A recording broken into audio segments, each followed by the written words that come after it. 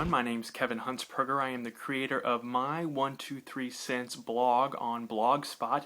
I talk about wrestling, share my thoughts and opinions. I'm also now the creator of this YouTube channel, also dedicated to wrestling and my thoughts and opinions, and I'll be sharing my experiences from the past. I am a television news reporter, so in the past I've been able to meet some pretty big names in wrestling.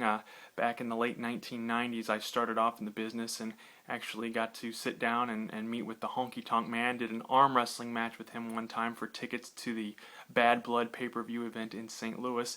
Also had a chance to meet Psycho Sid, or he was just Sid at that time. He had come in and did an interview at a station I was working at in Alabama, and also did an interview with Billy Gunn. He also made a stop by one of the TV stations that I worked at, and sat down with him on the set and did an interview as well. Also had the opportunity most recently, though, to talk to The Miz when he was still the United States champion prior to a house show in our area. So I've been able to do that through my job, and also have been able to go to several different WrestleManias and do some of the meet and greets, and so I'll share some of those experiences on here as well as time goes on. I also wanted to share my thoughts and opinions of Monday Night Raw from this past week, and I don't know if it was a surprise for many, but CM Punk now the leader of Nexus, if you will. I'm just wondering where this leaves Wade Barrett. He's kind of lost in the shuffle, it seems, but I'm sure they do have some kind of plan on the back burner for him. I can't imagine them letting him go as they did Kaval just last week, so I would expect Wade Barrett to return in some form. CM Punk, I like the fact that they are going with an established guy leading Nexus. I think that they were kind of floundering around there, going around the mid-card, not even really wrestling a whole lot, just being there and providing the attacks and whatnot. So, and being the whipping boy, quite frankly, for John Cena, which I don't think is advancing any of their careers either. So hopefully with Punk in there, we can get some kind of establishment going that these guys, some of them I think have a lot of potential. Husky Harris, I really liked him from NXT Season 2. Michael McGillicuddy as well. I think those two would actually make a great tag team. Justin Gabriel, I think he's a great guy as well, and has a lot of potential down the road as one of the high flyers for the WWE. So I look for those guys to make an impact here in the next couple of years with World Wrestling Entertainment. Also wanted to talk about The Miz and his world title run as WWE champion. I really don't like the way it started off so far. The winning of the title was great.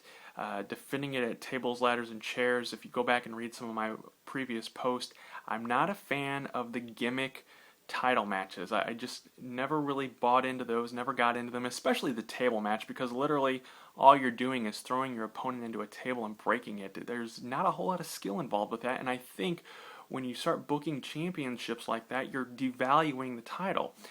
We saw that kind of with Sheamus last year when he beat John Cena for the title at Tables, Ladders, Chairs last year. So not a big fan of that concept, and I'm not a big fan of The Miz losing, although be it by count out, to the King last night on Raw. And I really hope that they start booking him a little more solid and letting him pick up some wins. Guys like Lawler now, he's 62 years old. I have all the respect in the world for the King. He's a Hall of Famer. But it's time to start putting these younger guys over. And The Miz is definitely the future of the WWE. I've been a fan of his since back before even he and Morrison started teaming up. So I really hope that we don't see The Miz, number one, as a transitional champion, and number two, as a weak champion who is constantly getting beat by countout or by pinfall in non-title matches. So let's hope that things turn around for The Miz. Also wanted to talk about Tyson Kidd.